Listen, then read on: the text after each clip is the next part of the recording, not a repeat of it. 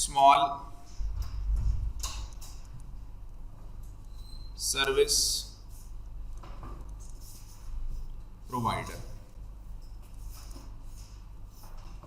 प्यार से हम लोग इसे एसएसपी बोलते हैं, SSP assumptions।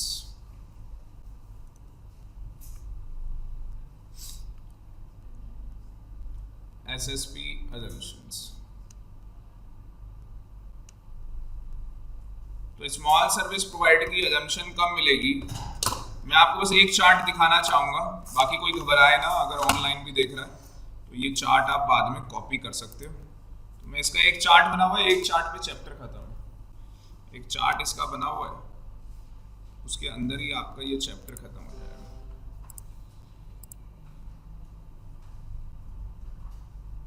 Small service provider,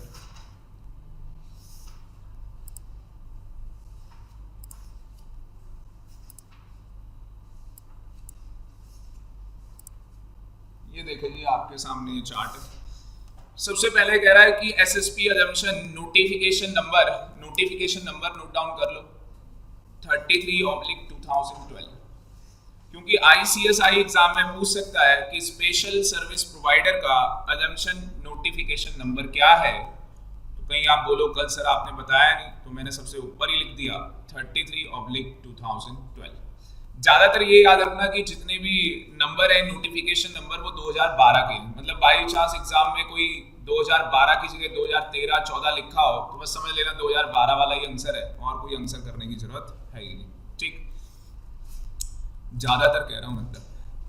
उसके बाद हाँ, जो आपको पता ही नहीं है तो बस उसका तो फिर पता ही नहीं है, सीधी सी बात है। जो मैंने पढ़ाया है वो 2012 वाला है, सीधी बात है। गुड। तो बेटा कुछ कंडीशन है कि अगर आप ये कंडीशन सेटिस्फाई करोगे तो हम क्या करेंगे, आपको स्मॉल सर्विस प्रोवाइडर का स्टेटस दे देंगे। अब आपको कहिए सर ये स्मॉल सर्विस प्रोवाइडर का स्टेटस मिलने से बेनिफिट क्या होगा? जैसे आपके इनकम टैक्स में होता है कि 2.5 लाख रुपए तक कोई टैक्स नहीं लगता, तो ये एक बेनिफिट है आपको। तो उसी तरीके से यहाँ पे बेनिफिट क्या है कि जो आपकी 10 लाख की पहली 10 लाख की सर्विस होंगी, ये देखना कल सर दिखा रहा हूं, पहली जो आपकी 10 लाख की सर्विस होंगी उसके ऊपर कोई भी सर्विस टैक्स नहीं लगेगा। बट आपको स्टेटस मिलेगा कब? आपको स्टेटस मिलेगा कब? उसके लिए आपको एक ही कंडीशन सेटिस्फाई करनी है। उसके लिए आपको क्या करनी है? एक कंडीशन सेटिस्फाई करनी है। तो लिखो, 3 पार्ट में बना लो। assumption जितना लिखवाऊंगा बस उतना लिखना है, इतना मैटर तो आपको लिखना भी नहीं है, तो घबराना नहीं देख के। पहला 3 ब्रांचेस बना लो जैसे आपके सामने, पहली assumption, दूसरी नहीं उसी में तो बनानी है। पहली assumption, दूसरी क्या? Condition for claiming the assumption, condition for claiming the assumption।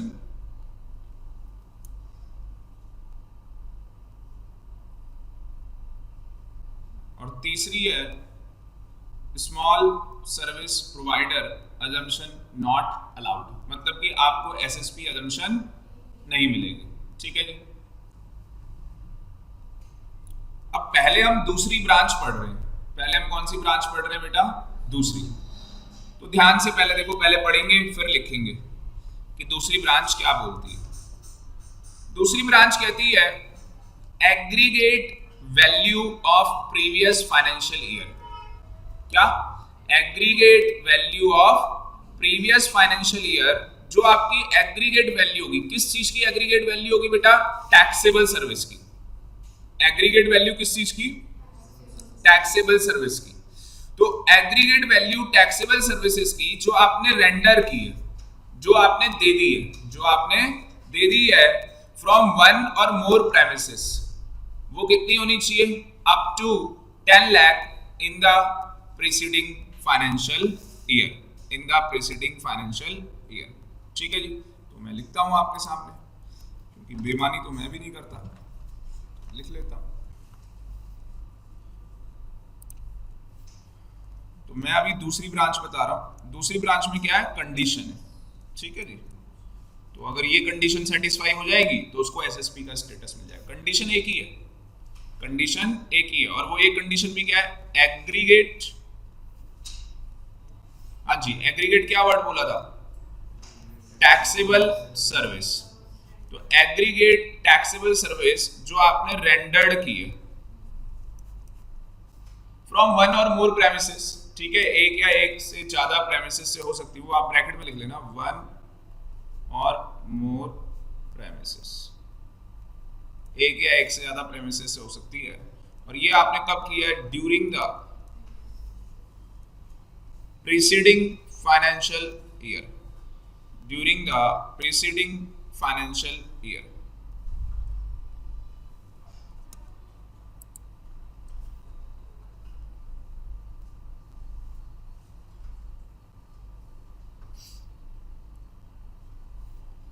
देखो ध्यान से, अब इसमें एक लाइन है कि aggregated taxable services, aggregated taxable services हमारी कितनी होनी चाहिए, अप टू 10 लाख होनी चाहिए, ये 10 लाख की होनी चाहिए, अप टू 10 लाख। तो अब होगा क्या,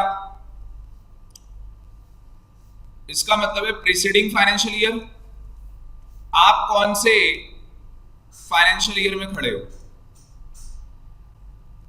आप 17-18 में खड़े हो, यस और नो, यहां आप खड़े हो रखे हो, ये 17-18, ये आदमी यहां खड़ा है, तो ये आदमी पीछे कौन सा साल, 16-17, क्योंकि 16-17 बेटा इसका क्या है Vishal, preceding financial year. Very good, जहां समझ में नहीं आया बता देना, ठीक है पूजा। तो बेटा इसका ये प्रीसीडिंग फाइनेंशियल ईयर है, इस प्रीसीडिंग फाइनेंशियल ईयर में आपने क्या चेक करना है, एग्रीगेट टैक्सेबल सर्विस, इसकी जो एग्रीगेट टैक्सेबल सर्विस है वो अप टू 10 लाख होनी चाहिए, बस ये कहानी है, कहानी खत्म। तो ये अपने पीछे मुड़ के देखेगा कि पिछले साल मेरी जो एग्रीगेट टैक्सेबल सर्विसेज है क्या वो अप टू 10 लाख है, अगर है आंसर क्या आ गया, या तो आंसर यस आएगा, अगर आंसर यस आया तो ये बन जाएगा एसएसपी, और अगर आंसर नो आया तो एसएसपी का स्टेटस नहीं मिलेगा, सिंपल सी बात है।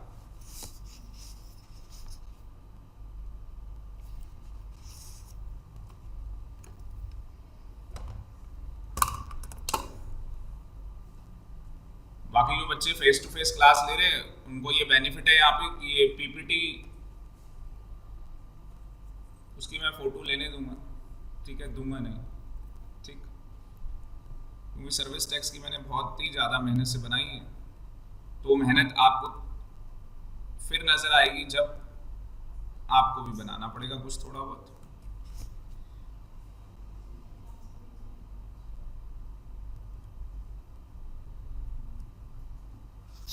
यहाँ तक कोई भी डाउट? अब इसकी एक और स्टेज लेके जा रहा हूँ,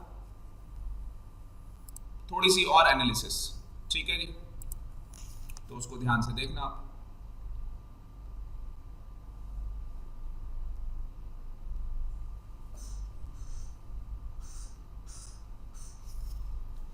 ये नोट इसके बाद आएगा, इसके बाद आपको यही नोट करना है, तो आप लोग नोट करो मत, ठीक है, मिल जाएगा आपको स्नैपशॉट, या आप इसका स्क्रीनशॉट ले लो, तो पिक ले लो मतलब इसकी। तो देखो क्या बोलता है, वर्डिंग ध्यान से पढ़ना Vishal, taxable value of services rendered, service taxable value of services rendered, मतलब कि जो आपने सर्विसेज रेंडर्ड की हैं, रेंडर्ड का मतलब जो आपने प्रोवाइड करवा दी, जो सर्विस कंप्लीट हो चुकी है, वो सर्विस नहीं जिसका आपको एडवांस मिला है, वो सर्विस जो आप दे चुके हो, means only the value of taxable service provided is to be consider, मतलब कि जो सर्विस मेरी कंप्लीट हो चुकी है मुझे केवल उन्हीं का क्या लेना है, टैक्सेबल सर्विसेज की वैल्यू काउंट करनी है, वैल्यू मतलब वो 10 लाख की लिमिट, वो 10 लाख की लिमिट मुझे काउंट करनी है, and not the value of the service is to be provided, मतलब कि जो मैं सर्विस प्रोवाइड करवाने वाला हूं उसका काउंट नहीं होगा चाहे मुझे एडवांस में मिल गया होगा।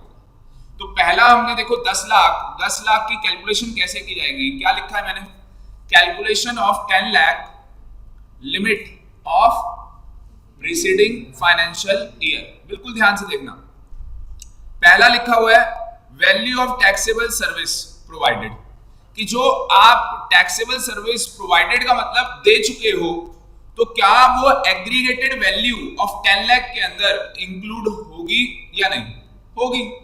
तो उसने बोला आंसर क्या आएगा, यस, आंसर आएगा यस, मतलब कि ये काउंट की जाएगी। उसके बाद मेरे को एक सर्विस देनी है जिसका मुझे क्या मिला है, एडवांस पेमेंट मिली है, बेटा उसे नहीं लिया जाएगा, क्योंकि यहाँ पे only rendered value to be consider, जो आप सर्विस दे रहे हो उसी का लिया जाएगा, या जो आपने कंप्लीट कर ली है। अगर कोई सर्विस अभी नहीं दी है और उसका एडवांस मिल गया है, वो यहाँ पे नहीं लेना, ठीक। उसके बाद वैल्यू ऑफ एग्जेम्प्टेड सर्विस, जो सर्विस ही एग्जेम्प्ट है वो वैल्यू काउंट नहीं होगी, जो सर्विस ही एग्जेम्प्ट है वो वैल्यू काउंट नहीं होगी। Value of service subject to abatement, अब आपने सुना होगा कि अबेटमेंट होती है, अबेटमेंट कैसे होती है, जैसे आपने एक होटल रेंट पे दिया, क्या दिया, होटल रेंट पे दिया, आई थिंक होटल में 60% टैक्सेबल है, ठीक है ना, बाकी वो आप चेक कर लेना, देखो मेरे को इतना एग्जाम देना नहीं, तो मैं रट्टा नहीं मार रखा, मतलब वो रटने वाली चीज है थोड़ी सी। तो होटल सर्विस के अंदर 60% क्या होता है, टैक्सेबल होता है, मतलब कि अगर मान लो आपका जो रूम का रेंट है 5 नाइट 6 डेज 5,000 रुपए पर डे, तो 25,000 रुपए हो गया। 25,000 रुपए का 60% निकाल लो, 25,000 का 60% निकाल लो,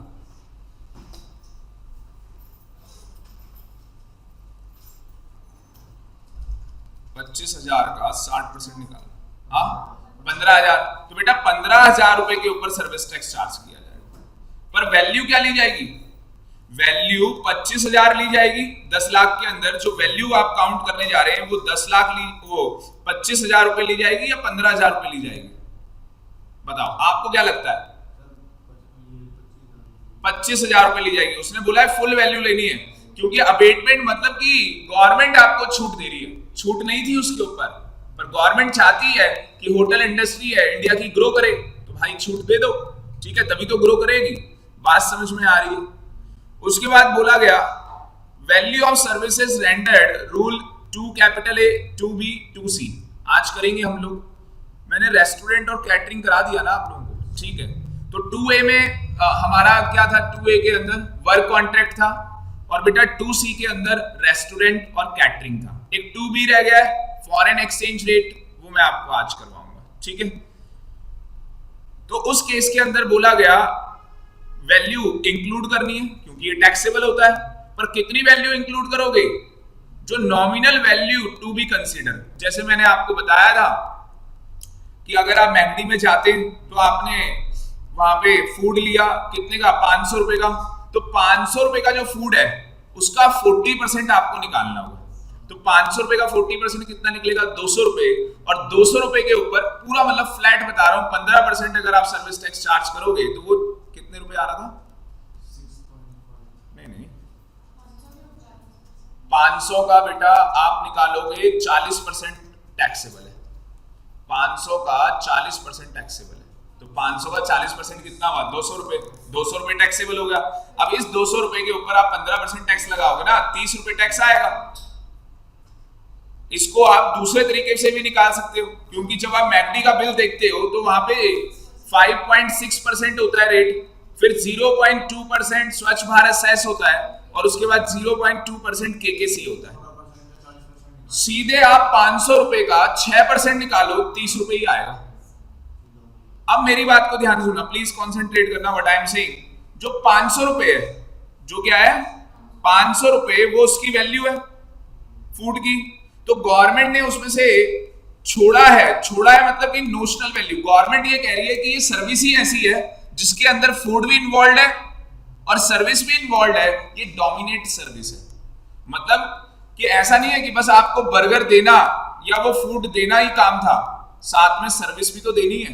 मतलब कि पेड़ के नीचे मैकडी वाले थोड़ी ना आपको बर्गर दे देंगे, ले बर्गर खा ले, और ले मैं यही बना देता हूँ, रेडी लगी है बर्गर की। बात समझ में आ रही है। वो आपको अपना प्रेमिसेस यूज करने देंगे, ठीक है जी। वो एसी की हवा आप लोगे, और वो मशीन से जो उन्होंने बनाया है वो आपको सर्व करेंगे। तो ये सब क्या है, सर्विस है। अब कैसे लॉ मेकर निकाले भाई कितनी सर्विस इस फूड के अंदर, तो वो बड़ी डिफिकल्ट टास्क थी, इसलिए इसके लिए क्या बनाया गया, नोशनल वैल्यू स्कीम। इसके लिए नोशनल वैल्यू स्कीम बनाई गई और उसके अंदर बोला गया कि हम इसमें सर्विस का ना पोर्शन निकाल लेंगे। तो 500 रुपए में से सर्विस कितने रुपए की निकाल ली गवर्नमेंट ने, 200 रुपए की। तो भाई 200 रुपए की वैल्यू लेनी है बस। वो जो 10 लाख रुपए की लिमिट काउंट करोगे उसमें क्या करना है, बस यहाँ पे 200 रुपए लेने। अबेटमेंट में क्या है, फुल लिया आपने 25,000। नोशनल वैल्यू में क्या किया सर, वो डिडक्ट करके जितना टैक्सेबल है उतना लिया। और ऐसा क्यों किया, इसका लॉजिक है, वैसे लॉजिक बताने का टाइम नहीं है पर फिर भी मैंने बता दिया कि जो हमारी नोशनल वैल्यू स्कीम है केवल वो सर्विस पोर्शन में सर्विस टैक्स लगाना चाहती है। 10 लाख में इंक्लूड होगा, 40% बिल्कुल बिल्कुल। आ रही बात समझ में, क्या समझ में आया कि सर अगर अबेटमेंट होगी तो पूरा हम इंक्लूड करेंगे। सर एक ही है ऐसा जिसके अंदर क्या होगा, नोशनल वैल्यू स्कीम, उसमें जितना परसेंट वो टैक्सेबल होगा उतनी वैल्यू काउंट होगी। आपके एग्जाम में ऐसे क्वेश्चन आ जाएगा सिंपल। क्या क्वेश्चन आ जाएगा, फूड 500 रुपए का है, बताओ जी सर्विस टैक्स कितना। आंसर लिखा होगा 30 रुपए, आंसर लिखा होगा 30 रुपए, निकाल लोगे बड़े प्यार से, ठीक है। दूसरा ऐसा हो सकता है कि आपसे पूछ ले एसएसपी का स्टेटस है या नहीं है, और 10 लाख रुपए की सर्विस काउंट करो कि कितनी सर्विस हो रही है इसकी। तो उसमें मान लो 2 सर्विस दे दी, एक अबेटमेंट दे दी 25,000 की कि 25,000 रुपए की अबेटमेंट है, और दूसरे में दे दिया होटल और मान लो रेस्टोरेंट है या कैटरिंग सर्विस है, उसमें दे दिया 500 रुपए का फूड है। तो वहां तो 25,000 लेने, यहाँ प्लस 200 करना है, तो 25,000 प्लस 200, वो 25,200 आंसर टिक करना होगा कि सर अभी इतनी सर्विस हुई है इसकी, इससे ज्यादा सर्विस हुई नहीं। आ रही बात समझ में। उसके बाद क्या है, जो सर्विस आप इंडिया से बाहर दे रहे भाई वो तो लेनी ही नहीं है। क्यों, क्योंकि वो तो नॉन टैक्सेबल है, पॉप्स बोलता है, ठीक है जी, नॉन टैक्सेबल टेरिटरी। उसके बाद कह रहा है जो नेगेटिव लिस्ट में है वो भी नहीं लेनी, ठीक है ना, चार्जिंग सेक्शन ही मना करता है, नेगेटिव लिस्ट लेनी नहीं है। तो ये पहला पॉइंट हमारा यहाँ पे खत्म होता है। तो पहला पॉइंट हमने 3 स्टेज में किया और बिल्कुल सिंपल तरीके से आपको समझा दिया। उसके बाद नीचे जो लिखा हुआ है एग्रीगेट वैल्यू, ये सब आपको पढ़ने की कोई जरूरत नहीं है। उसके बाद लिखा हुआ है अजम्पशन इज ऑप्शनल, बस ये स्पेशल नोट में लिख लेना कि जो आपकी अजम्पशन है वो क्या है, ऑप्शनल है। आपकी अजम्पशन क्या है, ऑप्शनल है, मतलब आपकी मर्जी है, एसएसपी का स्टेटस लेना चाहते हो तो लो, नहीं लेना चाहते तो मत लो। बट अगर एक बार आपने एसएसपी का स्टेटस ले लिया फिर आप रिवर्स बैक नहीं कर सकते, मतलब आप ये नहीं बोल सकते अब मैं नहीं ले रहा, ऐसे नहीं हो सकता। एक बार ले लिया एसएसपी का स्टेटस, और कब लेना है, starting of the financial year, जो आपका साल स्टार्ट हुआ है 17-18, उसी साल में आपने बता देना है कि मैं एसएसपी का स्टेटस। अब उसके बाद आप देखेंगे अजम्पशन, उसमें क्या बोला, एक मिनट, उसमें देखो अजम्पशन में क्या बोला विशाल, कह रहा है central government has exempted taxable services. अब आपका स्टेटस क्या हो गया है, एसएसपी। अब हम पढ़ी एसएसपी रहे, आप मान लो आपका स्टेटस एसएसपी का हो गया। अब अगर आपका स्टेटस एसएसपी का हो गया तो क्या होगा, सेंट्रल गवर्नमेंट आपने जो पहली टैक्सेबल सर्विसेज, पहली 10 लाख की जो आपकी टैक्सेबल सर्विसेज हैं उनके ऊपर आपको कोई सर्विस टैक्स नहीं लगाना। आपके बिल के ऊपर सर्विस टैक्स रजिस्ट्रेशन नंबर है आपके पास, ठीक है जी, 15 डिजिट का सर्विस टैक्स का रजिस्ट्रेशन नंबर होता है, तो वो आपके पास है। बट आपको अपने बिल में सर्विस टैक्स चार्ज नहीं करना। किस में चार्ज नहीं करना है, पहली 10 लाख की टैक्सेबल सर्विस में, पहली 10 लाख की टैक्सेबल सर्विस में। अब आप कहोगे सर इसमें भी तो होगा कि वो टैक्सेबल सर्विस कौन सी, प्रोवाइडेड और एग्रीड टू बी प्रोवाइडेड, इसमें दोनों लेनी है। इसमें मतलब एडवांस वाली भी आ जाएगी, जो आप दे रहे हो वो भी आ जाएगी, जो आपकी कंप्लीट हो गई है वो भी आ जाएगी। और कंडीशन में क्या था बस कि सर जो एडवांस है वो नहीं आएगा, बस एडवांस नहीं आएगा कंडीशन के अंदर कि अगर आपको स्टेटस बनाना है। अजम्पशन में क्या होगा, सब कुछ आएगा, कहानी खत्म। अजम्पशन में सब कुछ आएगा, जो पैसा आपको मिल गया, जो पैसा आपको मिल गया वो आएगा बस। अब देखो जी, इसके लिए भी हमने एक चार्ट बना रखा है, ये देखो, और मैंने रेड किया हुआ, कुछ नहीं है, वही स्लाइड कॉपी पेस्ट है, बस ये जो रेड है ना, जो ये रेड है बस वो चेंज है, जो रेड है बस वही चेंज है। तो अगर आप देखोगे तो aggregate value not exceeding 10 lakh rupees in any financial year, calculation बता रहा है। देखो क्या कैलकुलेशन बताइए, पांडु फैन, तो देखो क्या कैलकुलेशन बताइए। तो value of taxable service provided, yes, उसको लेना है हमने लिमिट में। जो हमें एडवांस मिला है उसको भी लेना है। एग्जम्प्ट है जो, उसे तो लेना, जो एग्जम्प्ट है उसे नहीं लेना, जो आउटसाइड इंडिया उसे नहीं लेना, नेगेटिव लिस्ट उसे लेना ही नहीं। क्यों भाई, ये तीन चीजें तो पहले ही कंफर्म है। ये देखो ना, नो 3 में, और उसके बाद अबेटमेंट आपको पता ही है पूरी वैल्यू लेनी है, और नॉमिनल वैल्यू या नोशनल स्कीम के अंदर जितना पार्ट उसका वो सर्विस पोर्शन मान रहा है उतना आपको लेना है। बात समझ में आ गई? और ज्यादा आपको याद करने की जरूरत भी नहीं है, आपको बस एक वर्क कॉन्ट्रैक्ट का याद करना है और एक आपको रेस्टोरेंट और कैटरिंग का याद करना है। आरबीआई वाला मैं ऐसे ही करवा दूंगा आपको, बीच में RBBI हो गया ना अपने आप ही, RBI, ये 2B है ना इसका रूल, तो ऐसे आपको याद हो जाएगा कि RBI में B है वो, तो बीच वाला है वो, ठीक है जी, B होता ही बीच में। आगे बात समझ, 3 सेक्शन नहीं होते थे स्कूल में, ABC, ठीक है जी, 12th A, 12th B, 12th C, और जो 12th C होती थी वो सबसे शरारती बच्चे, A वाले कुछ ज्यादा ही वो, और B वाले बीच वाले, ठीक है जी। तो बस हो गया, ये खत्म जी चैप्टर। बस एक चीज चलते चलते बता देता हूं कि SSP अजम्पशन किसको नहीं मिलेगी, लिख लो, SSP अजम्पशन किसको नहीं मिलेगी। नंबर 1, अगर कोई भी ब्रांड नेम के गुड्स, ब्रांड नेम यूज कर रहा है अनदर पर्सन का, लिखा है ना, brand name of another person is used.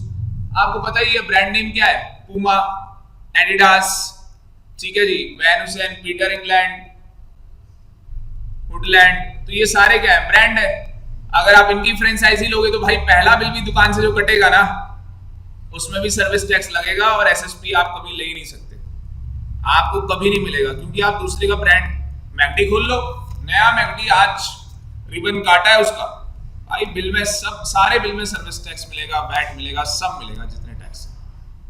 बात समझ में आ रही है? क्यों? क्योंकि लॉ मेकर ने उसको मना किया है। बड़े लोग हैं, बड़ा ब्रांड आपने लिया तो आप भी तो बड़े हुए, करोड़ों में आपने ब्रांड खरीद लिया। अब मैकडी का ब्रांड मान लो 2.5 करोड़ का दे रहे हो, ये फ्रेंचाइजी मिलेगी भाई 2.5 करोड़ दे दो, तो भाई इसका मतलब बड़ा आदमी है, 2.5 करोड़ दे रहा है तो, ठीक है जी। दूसरा, अच्छा इसकी एक एक्सेप्शन भी है।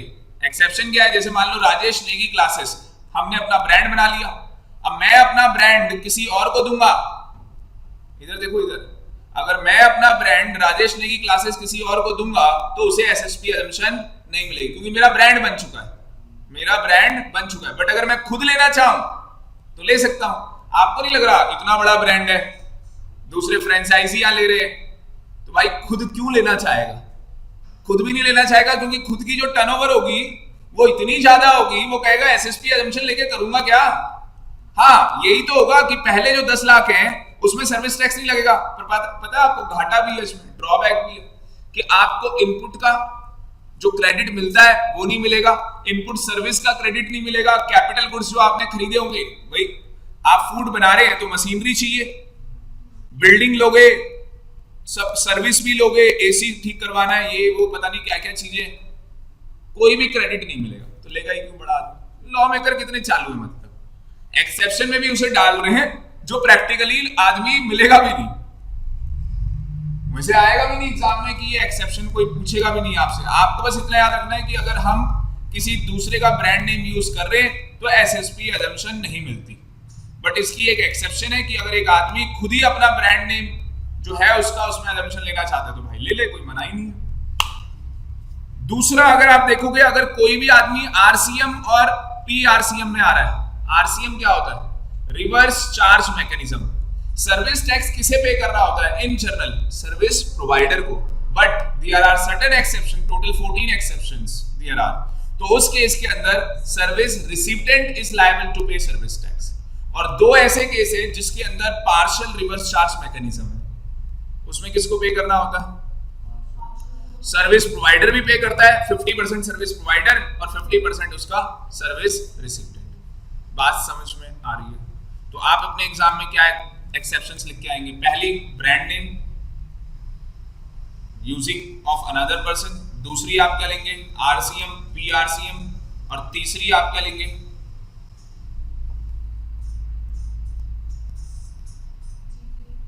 नहीं तीसरी लिखने की जरूरत नहीं है, 2 ही बहुत है, क्योंकि GTA को तो बेटा आप ध्यान से पढ़ो क्या है, कि GTA it is an exception of RCM. असली में जब गुड्स ट्रांसपोर्ट एजेंसी किसी कंपनी को सर्विस देगी तो company is liable to pay service tax, company is liable to pay service tax. तो यहां पे बोला गया है only GTA goods transport agency can avail the assumption of small service provider. और कई बार ऐसा भी होता है कि जीटीए आरसीएम में होती है जब वो हमें सर्विस देती है इंडिविजुअल को, तो वहां एग्जम्प्ट किया गया है जीटीए, क्योंकि जीटीए सर्विस किसको दे रही है? छोटे लोगों को, हमें सर्विस दे रही है। तो भाई इसलिए कह रहे हैं जीटीए को, चलो ठीक है किसी को तो बेनिफिट मिले।